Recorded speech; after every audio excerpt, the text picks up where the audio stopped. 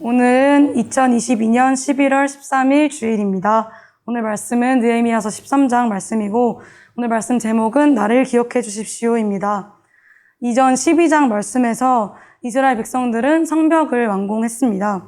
그리고 이제 이스라엘 백성들이 제물을 바치고 이제는 하나님의 자비로 다시 돌아오게 되었으니까 앞으로는 좋은 하나님의 뜻이 이루어지는 일들만 있을 것이라고 생각했을 것입니다. 하지만 느헤미야 총독이 다시 바벨론으로 돌아가서 왕의 곁에 있는 동안 제사장 엘리야십이 도비야라는 원수, 이제까지 계속 나왔던 원수에게 창고의 일부분을 주는 일이 생겼습니다. 그리고 이스라엘 백성들도 다시 처음 마음을 잊어버리고 다시 악한 길로 돌아서게 되었습니다. 이 모습을 보게 된 느헤미야 총독이 굉장히 분노하면서도 이스라엘을 다시 바로잡고자 하는 마음을 가지고 왕에게 예루살렘으로 돌아가게 해달라고 요청했습니다. 느헤미야 총독은 자신이 자리를 떠나자마자 하나님을 떠나는 그 제사장들과 백성들의 모습을 보면서 분노했지만 내가 있을 때만 잘하는데 내가 돌아간다고 의미가 있을까? 내가 다시 돌아오면 또 그 자리에 들어가지 않을까 하는 그런 의문을 품고 가지 않았습니다. 그저 이스라엘 백성들을 하나님께로 인도하고자 하는 그런 마음을 가지고 돌아갔습니다. 느헤미야 총독은 이스라엘 백성들의 일이 자신의 일이라고 생각했고 설령 백성들이 느헤미야 총독이 있을 때만 잘한다고 할지라도 그들을 다시 바로잡아야 한다는 마음을 가지고 예루살렘으로 돌아갔습니다. 그래서 느헤미야 총독은 예루살렘의 구석구석을 다시 바로잡기 시작했습니다.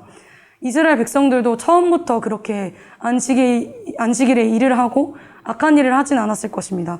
그저 안식일에 조금 어떤 사람이 일을 하면서 이 정도는 괜찮겠지라고 생각한 그것이 나중에는 주변 사람들도 하나하나 그 모습을 보면서 나도 이 정도는 해도 괜찮겠구나라고 생각했던 그 합리화하는 부분에서 결국에 이런 일이 일어났을 것입니다.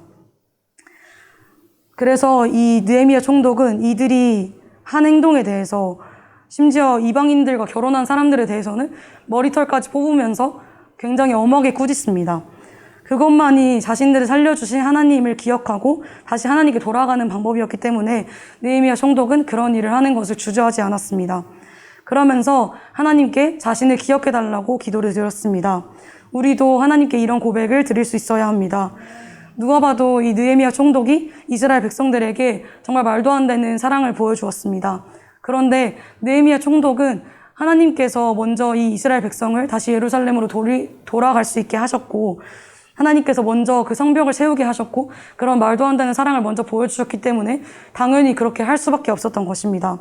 우리도 이런 삶을 살기 위해서 하나님의 사랑을 먼저 기억해야 하고 또 하나님을 사랑하기 때문에 다른 사람을 위하는 삶을 살아갈 수 있어야 합니다. 또한 느헤미야 총독은 이스라엘의 죄를 작은 것 하나까지도 끊어버리기 위해서 모든 것들을 다 버렸습니다. 우리의 마음이 정말 자주 바뀝니다. 우리가 그리고 이 이스라엘 백성들과 같이 첫 마음을 잃어버리는 일들이 많습니다. 이 첫 마음을 잃어버리게 되면 순식간에 우리가 무너지게 됩니다. 그런 일이 일어나지 않을 수 있도록 작은 것 하나가 있을 때 먼저 그것을 없앨 수 있어야 합니다. 그리고 그것을 넘어서서 나뿐만이 아니라 다른 사람들 또한 그렇게 넘어지지 않을 수 있도록 느헤미야 총독처럼 이끌어줄 수 있는 사람이 되어야 합니다. 하나님의 사랑을 기억하고 죄를 작은 것 하나까지도 모두 없애고 나뿐만 아니라 다른 사람들도 하나님의 사랑으로 끝까지 그 자리를 지킬 수 있도록 이끌어줄 수 있는 우리 모두 되시기를 예수님의 이름으로 축원합니다.